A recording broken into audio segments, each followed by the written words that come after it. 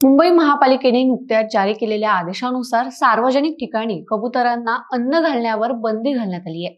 आरोग्य धोक्याचा विचार करत ही कारवाई करण्यात येत असून या आदेशाचं उल्लंघन केल्यास दंडात्मक आणि कायदेशीर कारवाईचा इशारा देण्यात आलाय।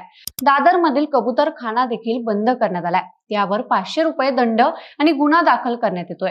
दरम्यान दादर मधील कबूतरखाना बंद झाल्यानंतर याला काही लोकांकडून विरोध करण्यात येतोय। न्यायालयाच्या निर्देशानुसार कबूतरखाने मुंबई शहरात बंद करण्यात आलेले आहेत। मात्र याला काही लोकांकडून विरोध केला जातोय। मुंबईत कबूतरखाने सुरू राहावेत यासाठी जैन समाजाने रॅली देखील काढली।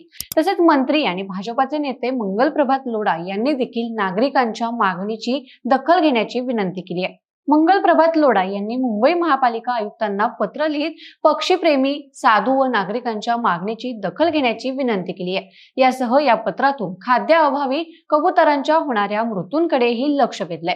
सोबतच आरे कॉलनी, बीकेसी, रेसकोर्स अशा विविध मोकळ्या पर्यायी जागांचा पर्याय सुचवत आणि जनभावनेची दखल घेऊन सुवर्ण मध्य काढण्यासंदर्भात महापालिका आयुक्तांना मंगल प्रभात लोढा यांनी आवाहन देखील केलंय।